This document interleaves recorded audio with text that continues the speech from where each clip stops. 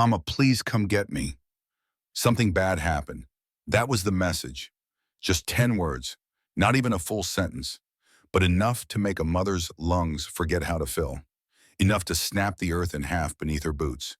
If you've ever been a parent or loved a child so fiercely that their tears felt hotter than your own, you'll understand what happens next. And if this story touches something in you, your heart, your fury, your quiet ache, please consider liking, commenting, and subscribing. We tell these stories so they're never forgotten, and maybe, just maybe, so they never happen again.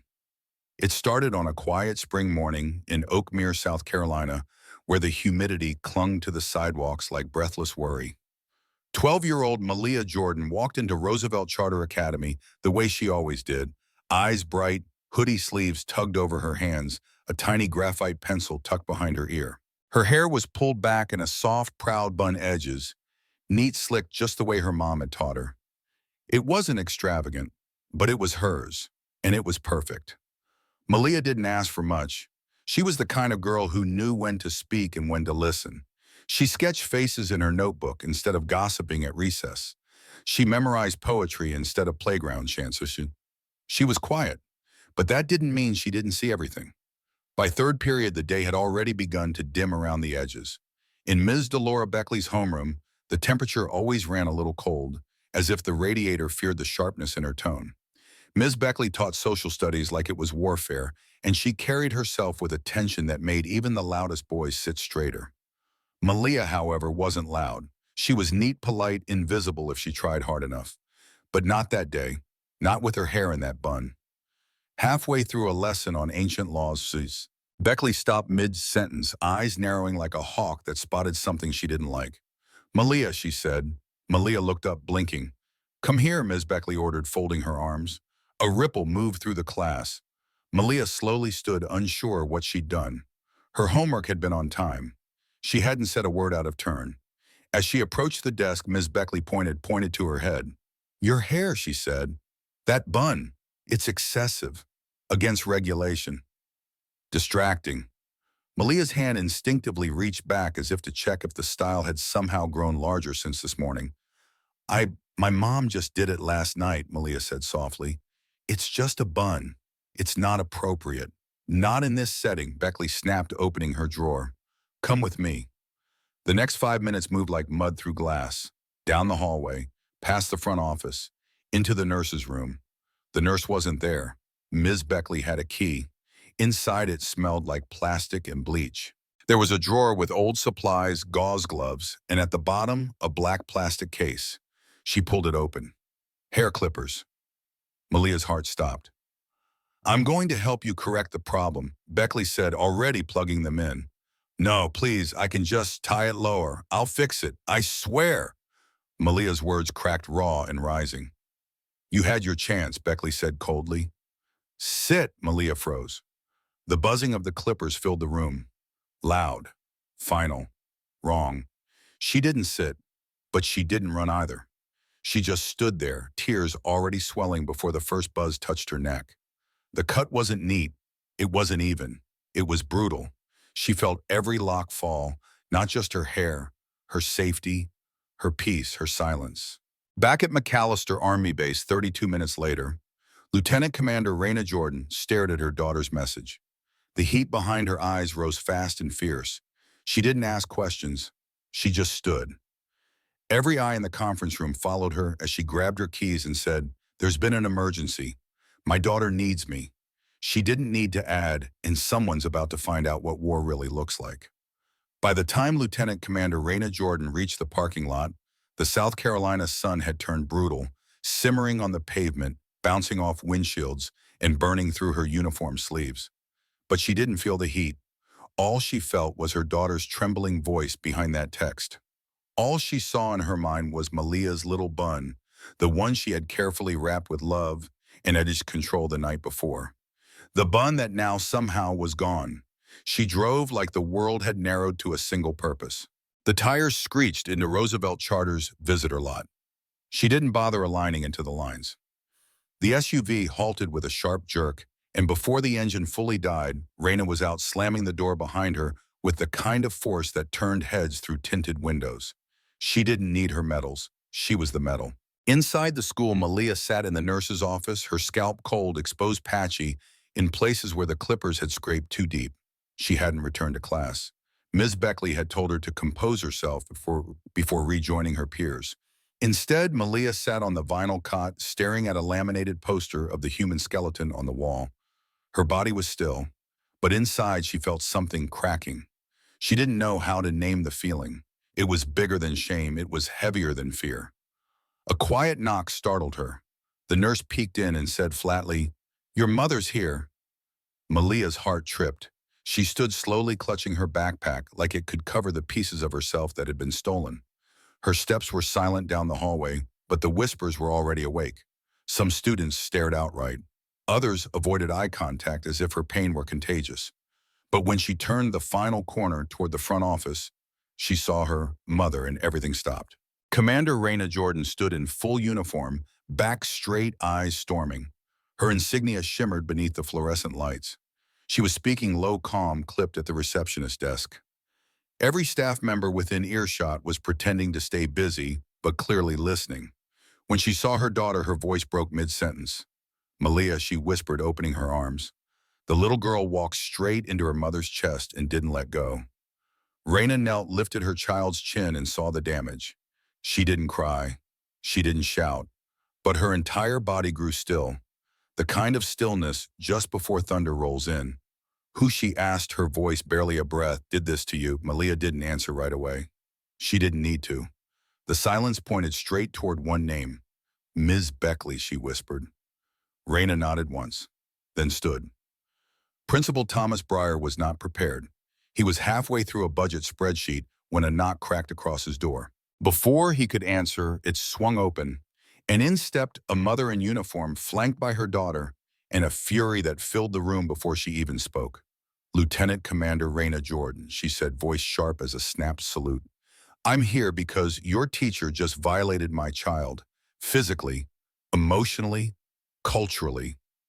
Breyer's jaw opened, but nothing came out. "She cut my daughter's hair. Without permission. Without supervision. Without cause." Raina continued, stepping closer. "I want Ms. Beckley in this office now," Breyer stammered. Let's just take a breath.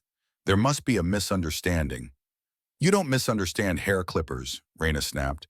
"You don't accidentally put your hands on a child's head and buzz it off." He froze. She advanced. "I've served 3 tours," she said quietly. "I've seen insurgencies handled with more respect than my daughter received today." 15 minutes later, Ms. Beckley entered the office flushed, nervous, defensive. She had clearly been briefed, but it hadn't prepared her for the sight of Malia's mother. Ms. Beckley, Breyer said carefully, "Lieutenant Jordan has some concerns she'd like to address directly." "I was only trying to maintain classroom standards," Beckley said quickly. "The bun was too large. It violated dress code." "You violated my daughter's body." Raina said each word slow and surgical. "You entered her personal space. You made a judgment about her appearance, and you acted with force. That's not school policy. That's assault. I was just trying to help." Raina stepped closer. Help would have been a conversation. Help would have been a note home. Help would have been respect. She pointed to Malia. "What you did, that was power used to erase." Beckley flinched. Malia sat silently behind her mother, eyes downcast. But this time the fear was slowly starting to melt, replaced by something new, something firmer. And then for the first time that morning, Principal Breyer made a smart move. "Ms. Beckley," he said, voice unusually steady, "you are being placed on immediate administrative leave pending investigation." The teacher's face collapsed into something close to panic. "I suggest," he added quickly, "that you leave campus now." She opened her mouth but then looked at Raina, saw the steel in her spine, and turned without another word. When the door closed behind her, Breyer looked at the mother and daughter. "I'm sorry," he said, but Raina didn't answer. She simply turned to Malia Mememi and said softly, "Let's go, baby. You don't owe this place anything today." Outside, the sun hadn't moved, but the world had. The walk from the front office to the parking lot felt different this time. Students peeked through classroom windows. A few even came to the doors, eyes wide. They weren't whispering anymore. They were watching. And this time it wasn't curiosity. It was something closer to awe. Somewhere in that silence, a lesson was taking root. Malia held her mother's hand tightly. It was the only thing that didn't feel broken. Raina opened the SUV door, helped her daughter inside, and shut it softly before getting behind the wheel. For a moment, neither of them spoke. The hum of the engine filled the silence, like it too was waiting to exhale. Then Malia whispered, "Mama, do I have to go back?" Raina looked over. Her hand found her daughter's fingers warm and firm. "No," she said. "Not yet. Not until they remember how to treat you right." Tears burned behind Malia's eyes, but they didn't fall. Instead, she nodded. That was all she needed to hear. By the time they pulled into the driveway of their small brick house on the north side of Oakmere, news had already begun to move. One of the students had taken a blurry photo of Malia's uneven haircut. Another had filmed Commander Jordan's entrance into the school. And just like that, the story ignited. It wasn't just about a haircut anymore. It was about everything the haircut stood for. That night, while Malia slept, curled on the couch beneath her old quilt, Raina sat in the kitchen with her laptop open and her sleeves rolled up. She wasn't just a mother anymore. She was a soldier on a new mission. She drafted a statement not for the school, not for the district, but for the world. And when she was done, she posted it on every platform she had. The caption was short, piercing, "This is my daughter. This is what was done to her. This is why I won't stay silent." The next morning, she woke to over 11,000 shares. At 9:32 a.m., her phone buzzed again. This time, it wasn't Malia. It was a call from the local news station. Then another from a statewide parenting advocacy group. Then one from a civil rights attorney based in Charleston. And one more from a woman she'd never met who simply said through tears, "I wish my mom had been like you when it happened to me." Raina was overwhelmed but steady. She didn't speak to the press right away. Not yet. Not until she spoke to Malia first. That afternoon, she made her daughter tea with extra honey and asked gently, "Baby, I want to fight this. But only if you're okay with it. It's your story." Malia looked up from her drawing pad. Her hair was gone, but her eyes had never been clearer. "Fight," she said softly. "Please." The next day, Raina stood on the steps outside Roosevelt Charter, facing a crowd of cameras, microphones, and reporters. Malia stood behind her, fingers linked with her mother's. "My daughter's hair is not a distraction," Raina said into the flashing lights. "Her identity is not disruptive. Her presence is not a threat. What's disruptive, what's dangerous, is the belief that authority gives you the right to diminish a child into silence." Reporters scribbled. Flashes popped. "We're not just demanding accountability," Raina continued. "We're demanding change." She looked directly into the camera. "For every kid who's ever been told their hair is too big, their skin is too dark, their pride too loud, this is for you." That night, it made the evening news. The clip was shared over 1 million times in 3 days. And in homes across America, mothers and fathers turned to their kids and said quietly, "You don't ever let anyone make you feel small." But the school, they weren't clapping. Principal Breyer had hoped the storm would pass. He called a meeting with the district superintendent, hoping to minimize headlines. But what he got instead was a demand from the school board for a formal public response and an independent investigation. The community was watching now. Everyone was. Meanwhile, Malia didn't go back to school that week. She and her mom did something else. They drove to a natural hair studio an hour away, where a gentle-voiced stylist named Amara took Malia's hand and said, "You are still beautiful, and we're going to grow something new from this." Together, they buzzed the remaining patches even and moisturized her scalp with lavender oil. When Malia looked into the mirror, she saw someone different, not less. Stronger, whole in a new way. And for the first time in days, she smiled. The following Monday, Roosevelt Charter School's gymnasium transformed into a pressure cooker. Folding chairs lined up in tight rows. Parents whispered in clusters. Teachers stood stiffly against the walls. A few students sat with crossed arms, eyes narrowed in defiance. Cameras were set up in the back, local news, a few bloggers, even a national network. Everyone was waiting for one person. And at exactly 600 p.m., Lieutenant Commander Raina Jordan walked in, her daughter by her side, her uniform crisp, her steps unwavering. The crowd parted like a tide. She didn't rush, she didn't nod. She just walked toward the podium and placed a single sheet of paper on it, folded 3 times, the edges worn. She didn't need to shout. Her silence did the heavy lifting. When the superintendent finally tapped the mic and began the meeting, his voice trembled with a forced calm.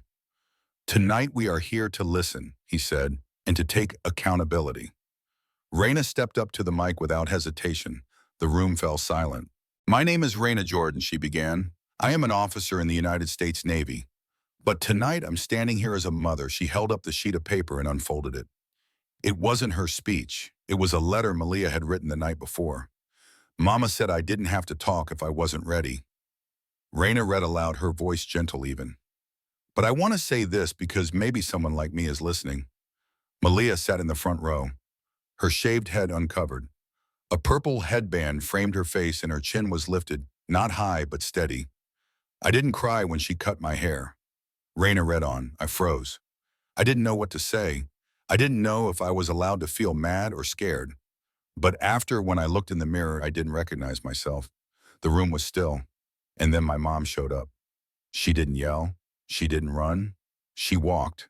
And every step she took reminded me that I wasn't wrong just for being myself. Raina's voice wavered, but she didn't stop. I don't want Ms. Beckley to lose everything. But I want her to understand that when she took my hair, she took something that didn't belong to her. My hair is not a mess. It's not unprofessional. It's not a distraction. It's merceau. By the time she finished, you could hear people breathing slow and careful. Someone sniffled near the back. Another parent wiped their eyes. Raina folded the paper and stepped back. Nobody clapped. Not yet, because some truths were too heavy to applaud. The superintendent stood slowly. Thank you, he said, his voice thick. Malia, we hear you. He paused, then looked around the gym. I want to make a promise tonight, he said.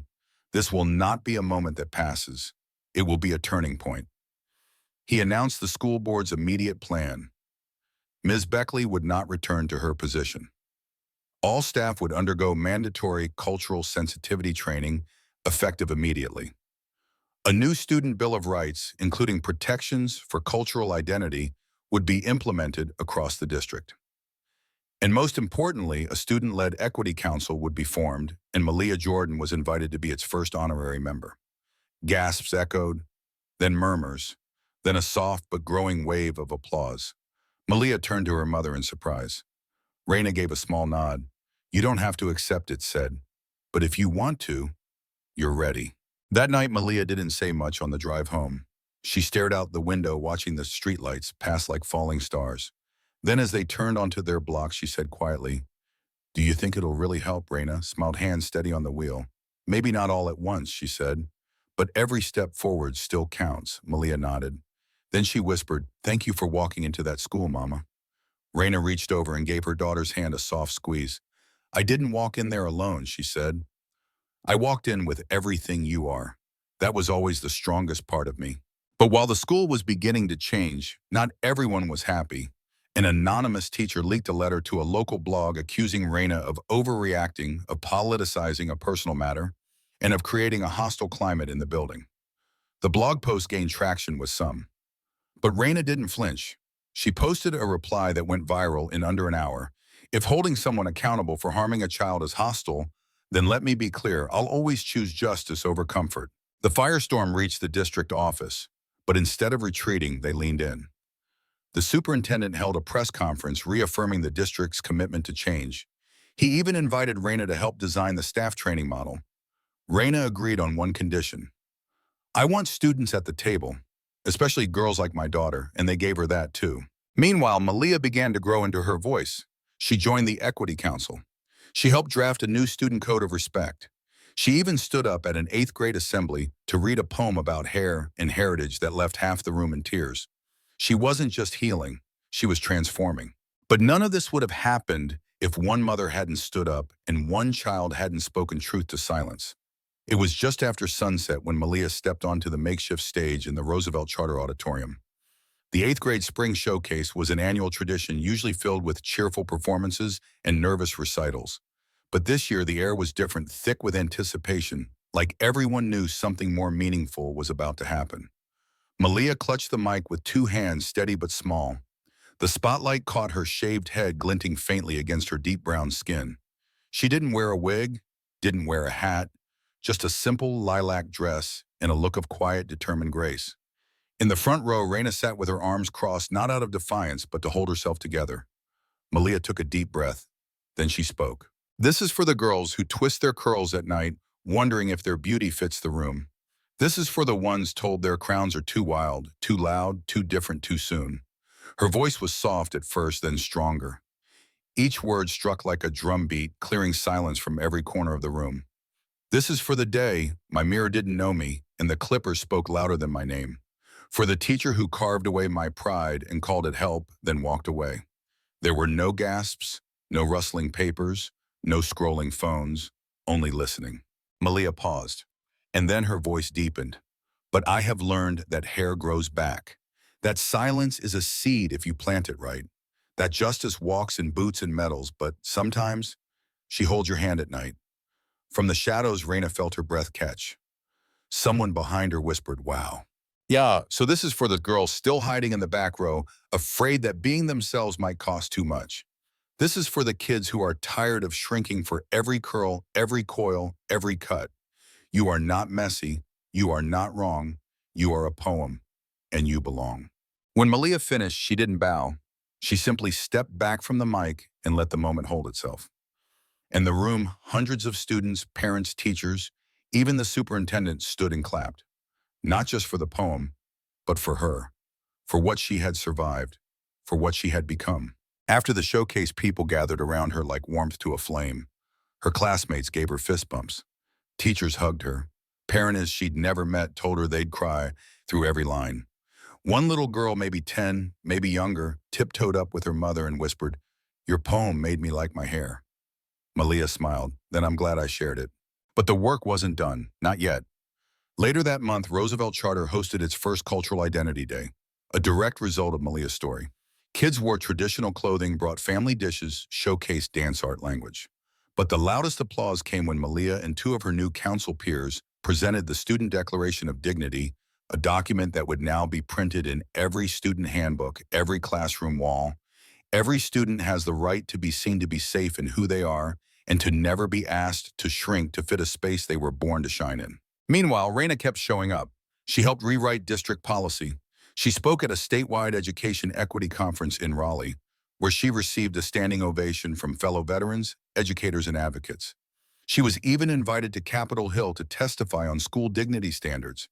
And yet every night when she returned home to their little house in Oakmere, she was still just mom. Still the one who made tea.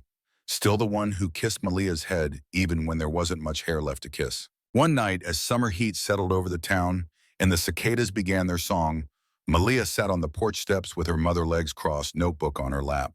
She looked up and asked, "Do you think I changed anything?" Raina didn't answer immediately.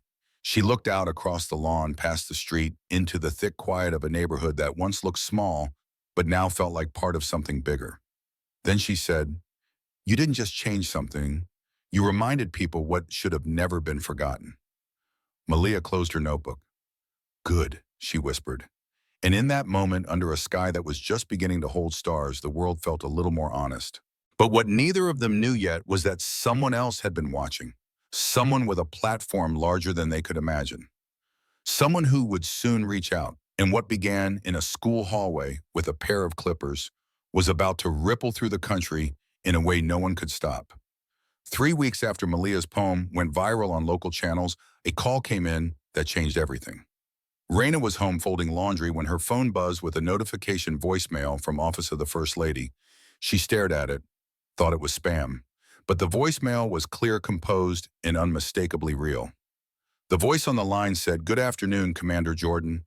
This is Angela Reed, Chief of Staff to First Lady Mariana Keller. She and the President watched your daughter's performance and read her story. Mrs. Keller would like to meet you both. She believes Malia's voice is the kind this country needs to hear more of. Please call us back at your earliest convenience." Raina didn't move. She simply whispered, "Oh my God," and stared at the phone like it had grown wings.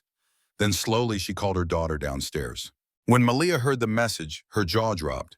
"Wait like the White House?" she asked, eyes huge. Raina nodded, blinking back surprise and pride and disbelief all at once. "Looks like someone's been listening," she said, placing a hand on Malia's shoulder. The next few days were a whirlwind. Travel plans, security briefings, approval letters from the district, a new dress, a speech coach, even a meeting with a representative from the Department of Education. And then on a bright Tuesday morning, they boarded a plane to Washington, D.C., with the country already buzzing about the girl whose hair had been taken and whose voice was now changing laws. The White House visit was surreal. They were greeted at the East Wing by the First Lady herself, who embraced Malia with the kind of warmth that said, "You belong here." "I've read your letter. I've memorized your poem," Mrs. Keller said softly. "You are extraordinary." Malia didn't know what to say, but her smile said enough. In the Roosevelt Room, seated with educators, cultural leaders, and journalists, Malia sat beside her mother. Her back straight, her new hair growth wrapped in a silk scarf she had picked out herself. And when she was invited to speak, she didn't falter. "My name is Malia Jordan," she began, clear and proud. "And for a long time, I thought being quiet made me invisible. But I've learned something loud. People forget when a quiet person speaks. Everyone listens." The room held its breath. "I didn't choose to become an example," she continued. "But now that I am, I want to use that to make sure what happened to me doesn't happen to anyone else." Applause. Long, rising, full. Even the First Lady had tears in her eyes. And when they left the White House that evening, Malia's story wasn't just news, it was national movement. "The Crown Is Mine" started trending the next day. Students across the country posted photos of themselves with their natural hair puffs, braids, twists, curls, locks with the caption, "My identity is not a distraction." Teachers began sharing Malia's poem in classrooms. Celebrities reposted the speech. School districts reached out asking for guidance on writing their own student declaration of dignity. And soon the House Committee on Education announced a hearing on hair discrimination in schools, inviting Reina and Malia to testify. What had started as a violation had become a national reckoning. But not everyone was supportive. A conservative columnist wrote a piece titled, "Too Young, Too Loud: Why Kids Should Stay in Their Lane." Another pundit accused Reina of exploiting her daughter's trauma for attention. The backlash was loud, but this time so was the support. Veterans rallied behind Reina. Advocacy groups launched a petition demanding federal protections for cultural identity in schools. And Malia, once too scared to raise her hand in class, went on national TV and said, "This isn't about my hair. This is about every kid who's ever been told they're too much or not enough just for being who they are. I'm not here to be quiet anymore." That interview alone was shared over 12 million times. And in those shares, reposts and echoes across dinner tables and school hallways, a ripple became a wave. Reina watched it all with a mixture of awe and fierce responsibility. She kept working behind the scenes, consulting with districts, meeting with education boards, helping write policy drafts. But at night in the quiet, when it was just her and Malia, she always reminded her daughter, "You don't owe anyone your pain, only your truth if you choose to share it." Malia nodded each time, because now she understood the difference. And still, through all the headlines, hashtags, speeches, and scrolls, one moment stayed with Malia most that day in the nurse's office, the buzz of the clippers, the feeling of powerlessness. But now she didn't flinch at the memory. She met it, stared it down, and said to herself, "I reclaimed it, and now it's mine." But a challenge was coming, one Malia did not expect. Because just as the world was finally hearing her voice, someone from her past, someone tied to that day, was about to return with something to say. It was a rainy afternoon in Oakmere when the letter arrived. No return address, no stamps, just a plain white envelope slipped into the family mailbox like it didn't want to be seen. Raina found it first. She almost tossed it. There was no reason to think it mattered. But something about the neat handwriting on the front caught her attention. For Malia. She carried it inside, set it on the kitchen counter, and stared at it. By the time Malia came home from school, still clutching her umbrella and humming a tune she'd written in music class, Raina was already sitting at the table with the envelope in front of her. "You got something," she said quietly. Malia tilted her head. "From who, I don't know, but I think it's from her." Malia didn't ask who. She knew. Her hands trembled slightly as she peeled it open, unfolding the letter with care. She read in silence. Her breath slowed. Her expression didn't change except for a small, sharp flicker in her eyes.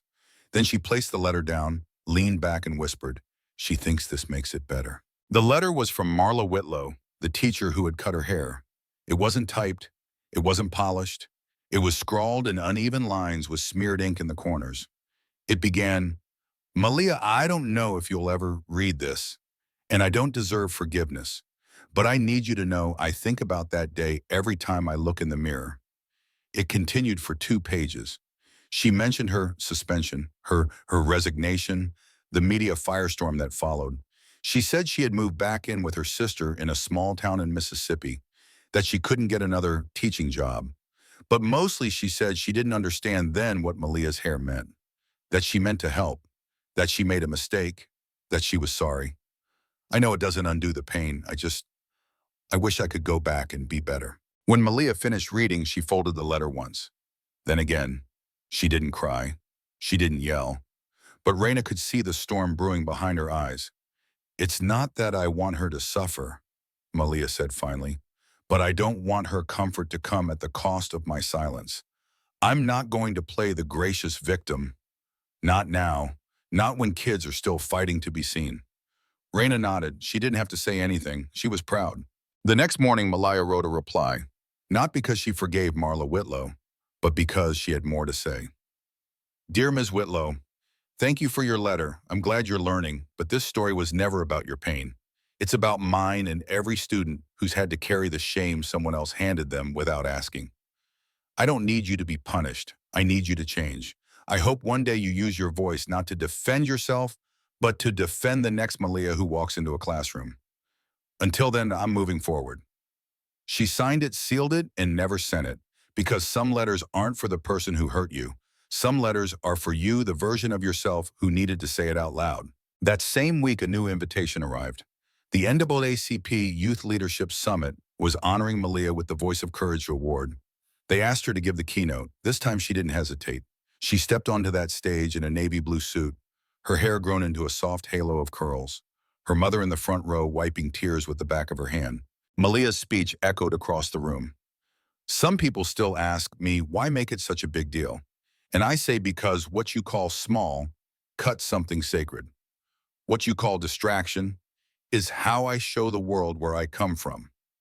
My story didn't start the day they shaved my head, but it did begin again the day I realized I could take it back. Applause thundered through the hall. Students stood, parents wept, teachers clapped harder than anyone, because her words weren't just true, they were unshakable. Later that night, as the city lights blinked through their hotel window, Malia sat with her head resting on Raina's shoulder. You think it'll ever feel normal again, she asked. Raina smiled faintly. I don't know, she said, but I think you were born for more than normal. Malia chuckled. That sounds exhausting. It is, Raina said, kissing her forehead, but it's also how change happens. What they didn't know was that far beyond the city, in homes and classrooms, in churches across the country, kids were already quoting her speech. Posters with her words were going up in schools. A children's book deal was in the works. A civil rights documentary wanted to feature her journey. And somewhere in a different state, a teacher pulled out a pair of clippers from an office cabinet, then paused and remembered, put them away, and chose a conversation instead. Because this time, thanks to Malia, the silence had been broken, and the world was learning how to listen. The morning the documentary aired, Oakmere felt different. People in town stopped Raina at the grocery store, not with questions, but with gratitude. Malia changed the way my daughter looks at herself, said a woman by the dairy fridge. My son asked me if his hair was a crown too, said a father at the gas station, his eyes misty. And at Roosevelt Charter, something subtle but monumental had shifted. The hallway bulletin boards weren't just full of sports stats and club schedules anymore. One was entirely dedicated to cultural pride photos of students in their natural hair, traditional dress, and family stories pinned with care. At the center, a black and white printout of Malia's keynote speech. In bold, the line that had become a movement. My story didn't start the day they shaved my head, but it began again the day I realized I could take it back. It was no longer just a phrase, it was a signal, a promise. That evening, as the documentary aired on PBS under the title Crown, the story of Malia Wells, something else happened. A trending hashtag began on social media, #Protect the Crown. It started with black girls posting selfies of their hair curls, braids, twists, afros with proud captions and poems. Then came the teachers, educators from every state posting photos with signs that read, we teach, we listen, we learn. Protect the Crown. Then celebrities, athletes, authors, even a few senators. By the end of the night, over 3 million posts carried the tag. And the next morning, the White House press secretary opened the daily briefing with, "We've all heard the story of Malia Wells. A reminder that dignity in our schools is not optional. It's essential." At school, Malia couldn't walk 10 feet without someone stopping her. She wasn't just that girl from the news anymore. She was the voice. But what surprised her most were the quiet ones, like Jalen, the boy who sat behind her in history and never said much. He slipped her a note during a quiz, "Thank you. My sister started wearing her natural hair to school again." Or Sophia, who asked if Malia would help organize a student assembly about identity and bullying. Or even Ms. Benning, a teacher who had once given Malia side eyes for wearing colorful head wraps, now asking earnestly, "Do you think I should read the Crown Act bill with my class?" It was exhausting at times, overwhelming, but it was also real. It was working. Back at home, things stayed simple. Raina made waffles on Saturdays. Malia kept a sticky note on her mirror that read, "Be loud when it matters. Be soft when it heals." She still journaled, but now her notebooks were fuller, more urgent pages of spoken word pieces, sketches for youth workshops, even ideas for her own podcast. One night, as autumn settled in, Malia sat cross-legged on the floor with her laptop open, her face lit only by the screen. Raina peeked in. "What are you working on now?" she asked, leaning against the doorway. Malia grinned. "A toolkit." Raina raised an eyebrow. "For what?" "For schools," Malia said. "For kids like me, and teachers who don't get it. Yet." She clicked through a few pages. There were downloadable posters, lesson plans, video links to her speech, and a guide called "The Hair You See is History." Raina stepped forward, sat beside her. "You're building more than a toolkit, baby. You're building a legacy." Malia laughed, cheeks red. "That sounds big." "It is," Raina said, "and you're carrying it beautifully." The next week, an email came from a publishing house. They'd seen the documentary. They'd read her speech. They wanted to publish a book, part memoir, part manifesto for young readers. Malia stared at the screen for a full minute before whispering, "What do I even call something like that?" Raina stepped in behind her, rested her hands on her shoulders, and simply said, "Call it what it is, a crown." But even as the spotlight glowed brighter, Malia kept one truth close. This was never just her story. It was every child who had been told they were too much or not enough. Every kid who'd ever been forced to shrink to fit in. Every student who had ever walked into a classroom and felt like they had to apologize for their culture just to be accepted. So Malia didn't just tell her story. She shared it. She taught it. She opened the door and then held it wide for others to walk through. And as they did, as school after school adopted policies inspired by her words, as classrooms buzzed with new conversations, as more and more children stood a little taller, she knew. The Clippers had tried to take something from her. But what she built in return was so much bigger. A month after the toolkit launched, in the first round of national praise quieted, a plain white envelope arrived in the Jordan's mailbox. There was no return address, no logo, just Malia's name typed in all caps. She opened it on the kitchen counter, with Raina by her side, expecting fan mail or another interview request. But what she read made her freeze. "I'm sorry, I was wrong. I don't expect forgiveness, but I couldn't stay silent anymore. What I did to you wasn't just cruel, it was ignorant. It came from a place in me that I didn't even realize was broken. You didn't deserve what happened. No child does. I've resigned from teaching. I've started counseling. I'm also volunteering at a youth community center, where I'm finally learning what it means to truly see students like you. This is not an excuse. It's just a truth I let the world teach me to fear difference instead of honor it. I hope you keep building, keep shining. And if someday you're speaking and I'm in the crowd, I'll stand. KW." Malia's hands trembled slightly. She passed the letter to her mom in silence. Raina read it through twice, then set it down with a long breath. "Karen Whitmore," she said quietly. Malia nodded. "I thought so too."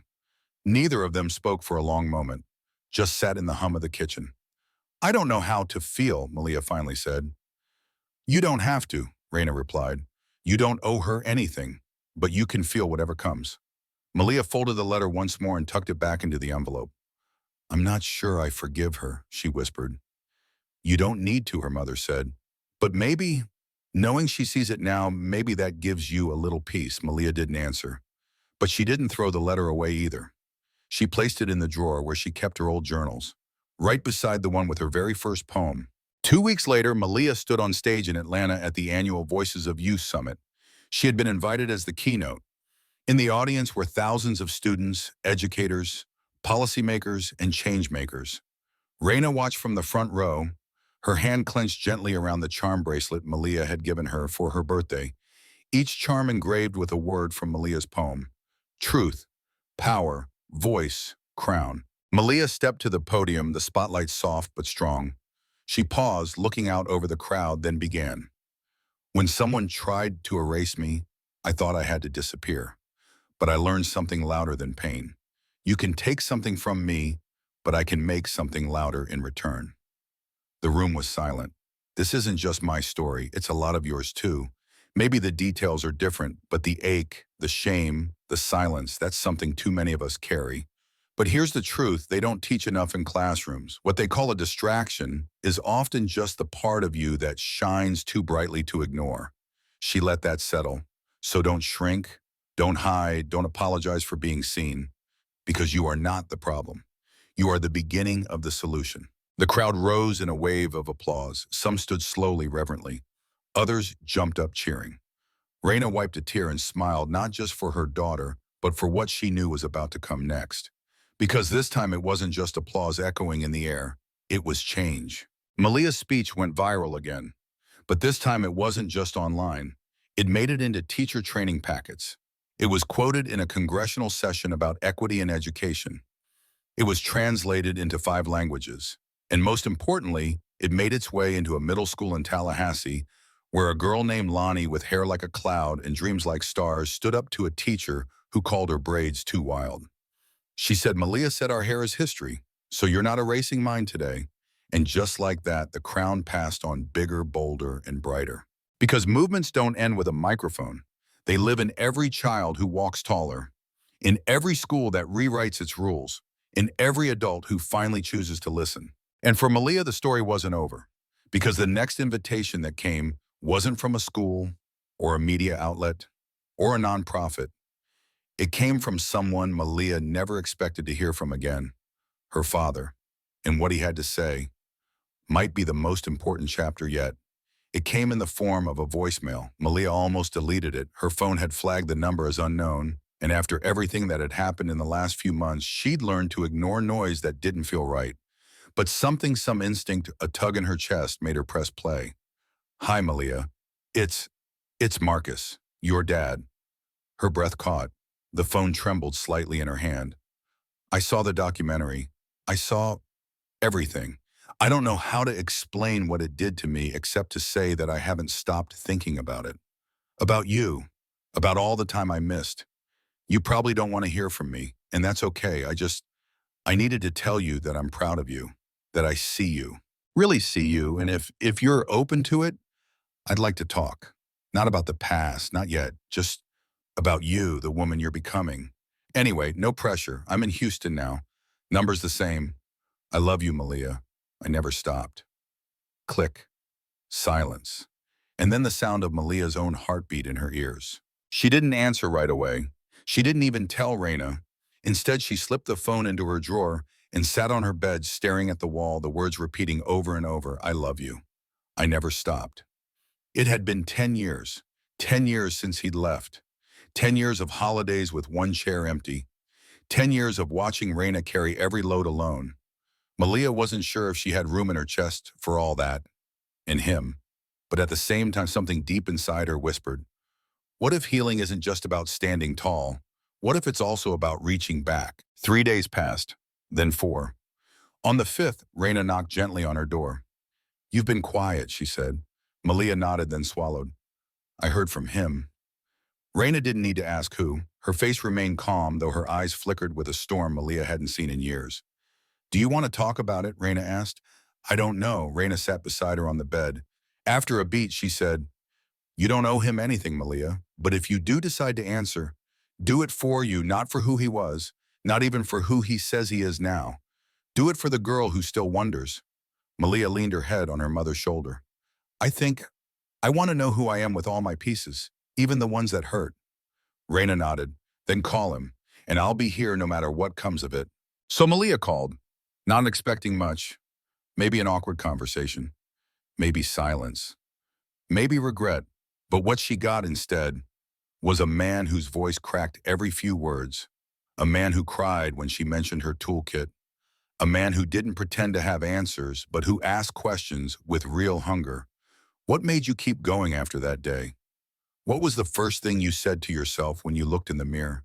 What do you need from me now? Even if it's nothing, and for the first time in her life, Malia didn't feel like she was talking to the shadow of a father. She was talking to a man trying clumsily, painfully to earn a second chance. And against her own expectations, she felt the tiniest door creak open inside her. A month later, she met him in person. They chose a bookstore cafe in Houston, neutral ground. Raina didn't go, but she packed Malia's lunch for the road, slipping a note into her bag that said, "Your crown is yours. No one can take it, not even the past." When Malia stepped through the cafe doors, she saw him instantly. Older, tired, but the same eyes. They stood awkwardly for a moment before he said, "Can I hug you?" She nodded once. It wasn't warm at first. It wasn't easy, but it was real. And sometimes that's enough. They talked for 3 hours, about nothing and everything. He didn't try to explain the years he missed. He only said I was weak. But I want to be stronger now, if you'll let me. She told him about the speech, the kids, the letter, the girl in Tallahassee. He listened, really listened. And as she spoke, Malia realized something she hadn't seen coming. Even her deepest hurt had grown into something powerful. Not in spite of the pain, but because she'd chosen not to carry it alone. That night back in Oakmere, Malia sat on the porch under the stars. Raina joined her, 2 mugs of tea in hand.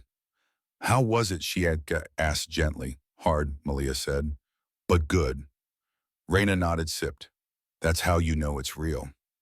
They sat in silence for a while, the wind brushing past, the sound of the town, soft in the distance.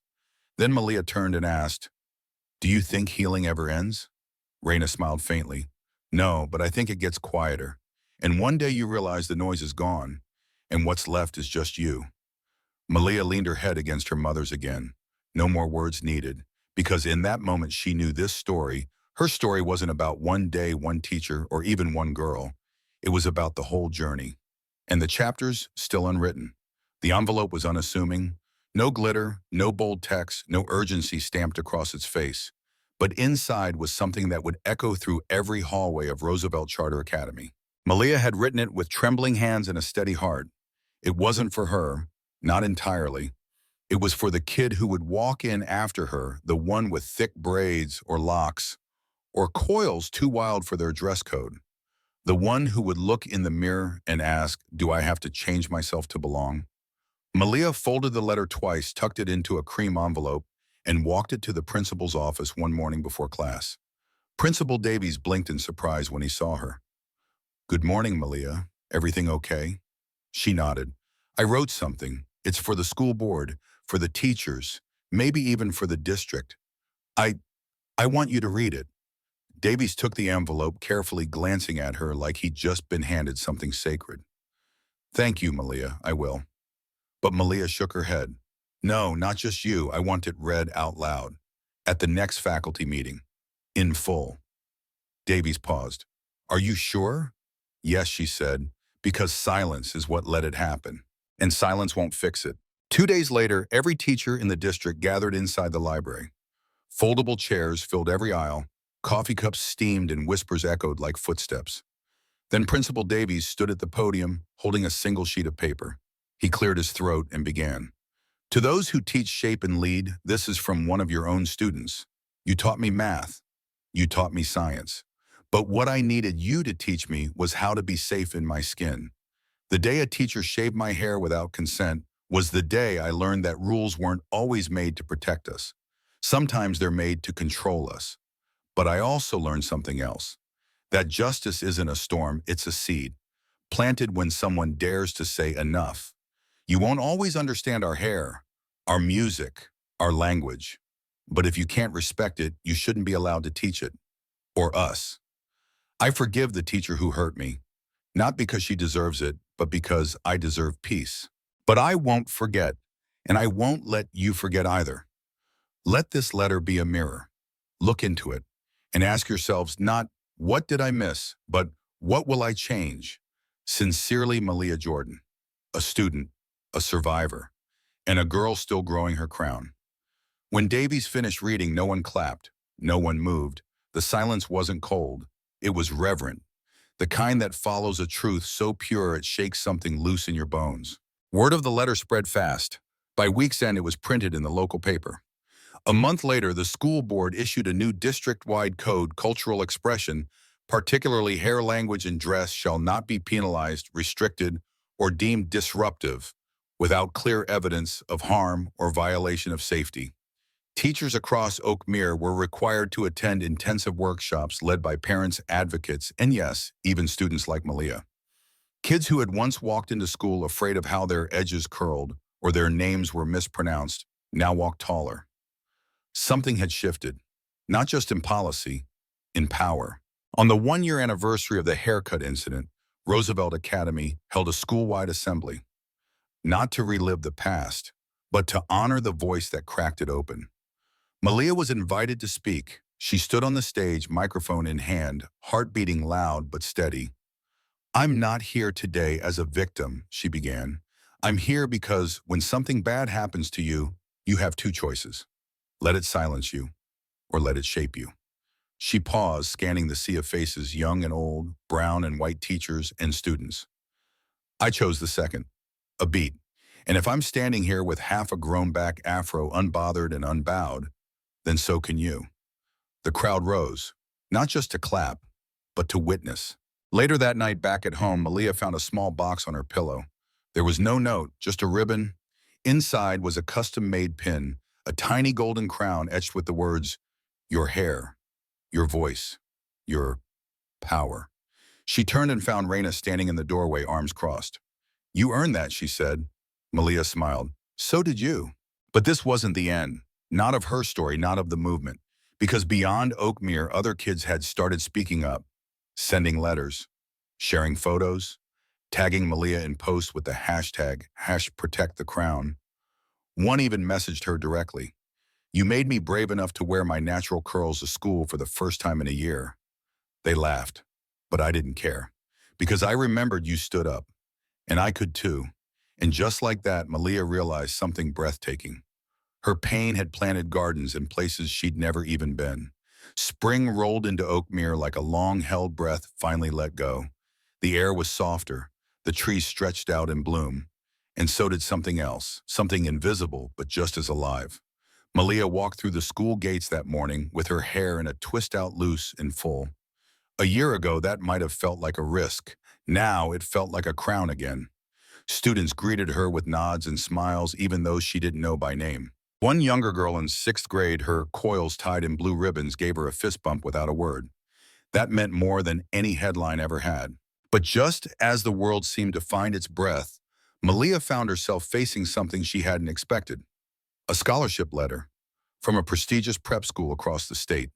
The Woodmore Academy, private, all girls, ivy-bound, full ride. Raina's eyes had shimmered when they opened the envelope together at the kitchen table. "This is incredible," she said, blinking rapidly. "You worked for this." Malia smiled, but there was something quiet behind it, a hesitation. "I know," she said, "but what if I leave and everything I built here disappears?" Raina reached across the table and took her hand. "Baby," she said softly, "movements don't vanish because the leader graduates.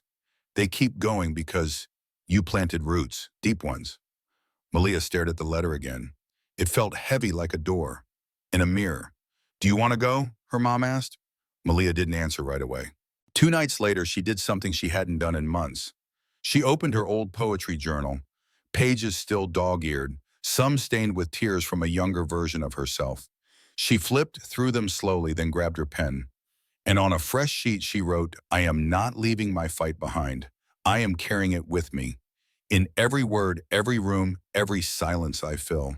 The story isn't ending. It's evolving." She underlined that last word twice, then circled it. That weekend, she accepted the scholarship. Woodmore sent a welcome package, brochures, a school planner, and a video message from the headmaster welcoming her to the community. But buried underneath the glitter and promises was something else, an orientation packet with rules. And on page 7, hair must be neat, non-distracting, and kept in natural tones and styles that align with academic decorum. Malia blinked, then laughed. It wasn't loud. It was the kind of laugh you make when you see an old ghost and realize you're not afraid of it anymore. She picked up her phone and called the admissions office. Hi, this is Malia Jordan. I just accepted my scholarship and I had a question about your dress code. There was a pause. Yes, Ms. Jordan. Congratulations. And of course, what's your question? I'd like to submit a revision to the policy, Malia said calmly. Because what's written here doesn't align with inclusion, and it certainly doesn't reflect who I am.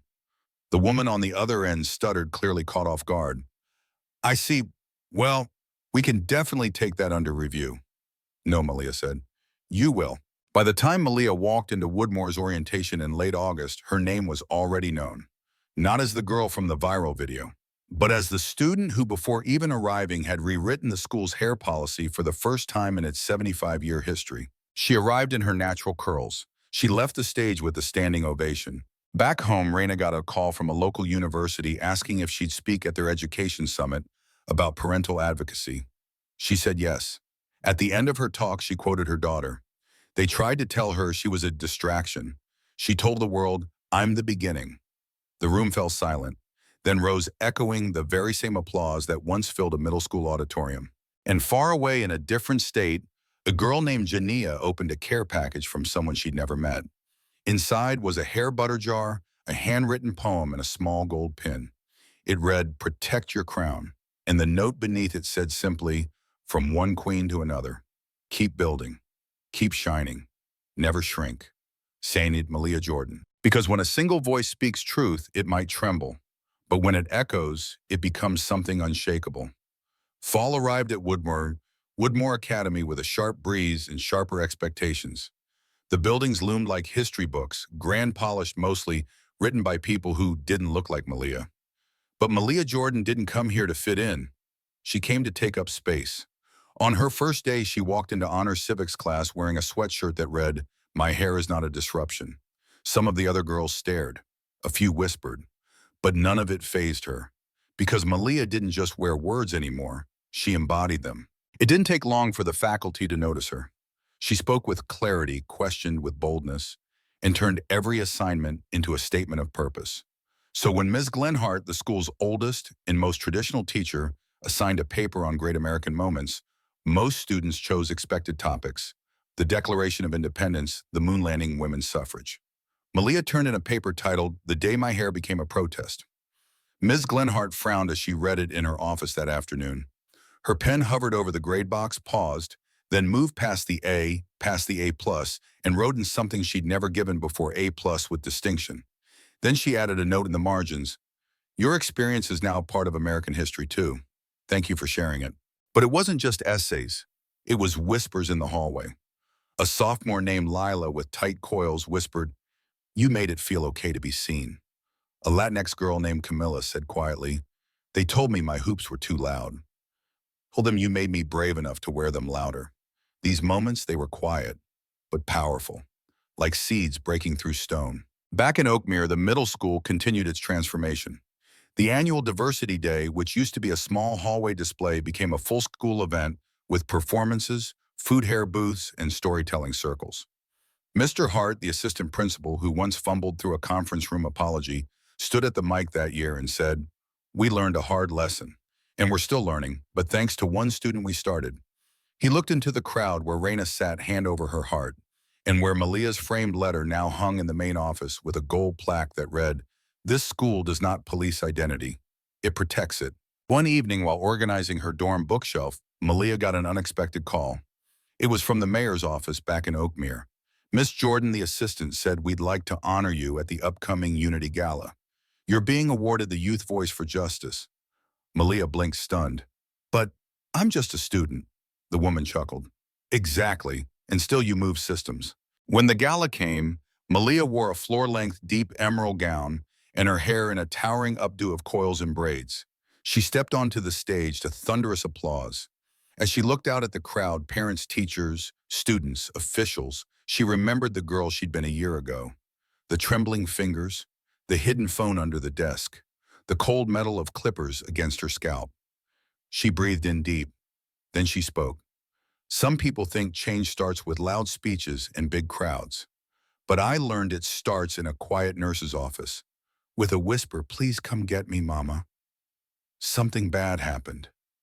It starts with one voice, one person refusing to shrink. And if I could say anything to that 12-year-old girl who sat shaking in her desk, it would be this: you are not too much. You are exactly enough. And your crown will never be theirs to take. The audience rose again, not just clapping, weeping. That night, as Raina hugged her afterwards, she whispered, "You're not just my daughter, Malia. You're a builder of bridges, of truth, of home." Malia closed her eyes and smiled, because that's what this was now, a new home. And she'd built it with pain, yes, but also with hope. 3 weeks after the gala, Malia returned to campus with her trophy still wrapped in soft velvet and her name echoing across school newsletters and local news sites. But for her, the award wasn't the point. It was what came next. She was sorting through dorm mail one afternoon when she found a pale yellow envelope with no return address. The handwriting was uneven, almost trembling. Inside was a single sheet of lined paper. "Dear Malia, you don't know me, but I know you. I'm a janitor at your old middle school. I was working the day it happened, cleaning the hallway near the nurse's office. I didn't stop it. I didn't say anything. And I've carried that with me every single day since. But I want you to know you made me braver. After you left, I started speaking up too. At meetings, in small ways, then bigger ones. I'm organizing a union now. First time in school history. We're calling it the Crown Collective. Thank you for what you did. For all of us who stayed silent too long. With gratitude, Mr. R." Malia sat on the edge of her bed, rereading the letter. Her hands shook, but not from sadness. From something much more powerful. Recognition. All this time, she thought her voice had cracked in that hallway. She didn't realize it had echoed. That same week, she received a second unexpected message. This one via email from a publishing house in Chicago. "We read your essay. We'd like to talk about turning your story into a book. Not just the moment, but the movement. Young readers need this. We think the world does too." Malia closed her laptop, slowly overwhelmed. She hadn't thought about telling her story like that. Not in a book. But maybe it was time. Maybe the fight that started in one school nurse's office needed to reach others, hundreds, thousands more. Back home, Raina lit a candle beside a framed photo of Malia's grandmother. The woman had passed when Malia was just 5, but her spirit, bold, unshakable, still lived in every lesson Raina taught. "She did it," Mama Raina whispered to the photo. "She turned our pain into power." She wiped a tear away and smiled. Later that month, the district superintendent from Oakmere called Raina directly. "We're launching a new youth initiative," she said, "and we'd like Malia to help us lead it. It'll focus on cultural literacy, student voice, and protecting identity." "Her name? It means something now," Raina replied softly. "It always did." At school, Malia agreed to co-lead the initiative remotely. She worked late into the night designing student-led modules and training materials. But it wasn't just policy work. It was healing. Every time she wrote a line or met a new student voice across the screen, she felt something mending inside her and around her. One Friday evening, as autumn leaves scattered across campus, she sat by the window with her journal in her lap. And she wrote, "They tried to strip my hair to quiet me. They didn't realize it would only grow back louder. And now everywhere I go, it grows in others too." Outside, students passed beneath golden trees. Some wore their curls free, some in braids, some shaved clean, some locked, some buzzed, but all of them free. Because one girl refused to shrink, and in doing so, she gave others room to expand. It was spring again, a full year since the day Malia Jordan had sat trembling in a middle school classroom, her scalp raw, her spirit bruised. Now she stood on a national stage. Behind her, a banner stretched across the Grand Conference Hall, Youth Justice Summit, Washington, D.C. In front of her sat hundreds of students, educators, parents, activists, faces of every shade, voices from every corner of the country. And they had come to hear her. Malia stepped up to the podium. She wore a sleek black blazer, her natural hair shaped into a soft halo. No makeup, no theatrics, just truth. Last year, she began, her voice steady. I was punished for my hair. Not for a crime, not for hurting anyone, just for showing up as myself. But something powerful happened that day. When I sent a message to my mom, I wasn't just asking to be picked up. I was asking to be seen, asking for someone to say, you matter, you deserve better. And she did more than show up. She stood up for me, for all of us. There was silence, the good kind, the kind that means people are listening with their whole hearts. This past year, I've met girls who were told their hair was too much, boys who were told their braids were gang-related, non-binary students told to cut their curls to fit in, and every single one of them asked me the same thing. How did you survive it? Malia paused. Then she smiled. Here's how I stopped trying to fit into rooms that were never built for me and started building new ones. Applause rippled through the crowd, not loud, not forced, just real, like a shared heartbeat. We don't ask for permission to be seen anymore. We don't shrink ourselves to soothe someone else's discomfort.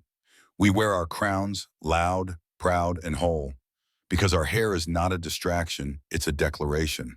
Standing at the back of the room was Raina, her hand over her mouth, tears streaking down her cheeks. Beside her stood Mr. R, the janitor who'd once stayed silent, but now led a local union. And a few rows ahead of them, a teacher named Ms. Glenhart clutched a notebook scribbling, "Let her words reshape the curriculum." After the speech, a line formed, students hugging her, parents thanking her, journalists asking for quotes. But the moment that stayed with her came quietly. A little girl no older than 10 stepped forward, her hair in two fluffy puffs, her eyes wide. She held out a drawing. It showed Malia with a golden crown and wings. "You made me brave," the girl whispered. Malia knelt, tears in her eyes, and whispered back, "No, sweetheart, you were already brave.